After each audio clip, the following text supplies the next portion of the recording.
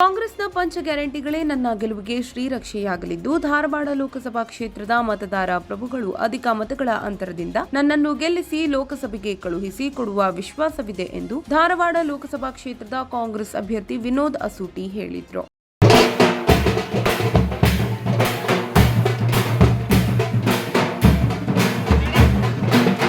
ಹಾವೇರಿ ಜಿಲ್ಲೆಯ ಬಂಕಾಪುರ ಪಟ್ಟಣದಲ್ಲಿ ತೆರೆದ ವಾಹನದಲ್ಲಿ ರೋಡ್ ಶೋ ಮೂಲಕ ಮತಯಾಚನೆ ನಡೆಸಿ ಬೃಹತ್ ಜನೋತ್ಸವವನ್ನುದ್ದೇಶಿಸಿ ಮಾತನಾಡಿದ ಅವರು, ಕಾಂಗ್ರೆಸ್ ಪಕ್ಷ ನುಡಿದಂತೆ ನಡೆಯುವ ಪಕ್ಷವಾಗಿದ್ದು, ಮಹಿಳೆಯರನ್ನು ಸಬಲರನ್ನಾಗಿ ಮಾಡುವ ಉದ್ದೇಶದಿಂದ ಗ್ಯಾರಂಟಿ ಯೋಜನೆಗಳ ಮೂಲಕ ಶಕ್ತಿ ತುಂಬುವ ಕೆಲಸವನ್ನು ಮಾಡಲಾಗುತ್ತಿದೆ. ಇದು ಬಿಜೆಪಿಯರಿಗೆ ನುಂಗಲಾರದ ಬಿಸಿ ತುಪ್ಪವಾಗಿ ಪರಿಣಮಿಸಿದೆ. ಕಾಂಗ್ರೆಸ್ ಪಕ್ಷಕ್ಕೆ ಮತ ಹಾಕುವ ಮೂಲಕ ಜನಪರ ಕಾರ್ಯಕ್ರಮಗಳನ್ನು ಮುಂದುವರಿಸಿಕೊಂಡು ಹೋಗಲು ಕಾಂಗ್ರೆಸ್ ಪಕ್ಷದ ಅಭ್ಯರ್ಥಿಗಳಿಗೆ ಶಕ್ತಿ ನೀಡುವಂತೆ ಮತದಾರರಿಗೆ ಮನವಿ ಮಾಡಿದ್ರು.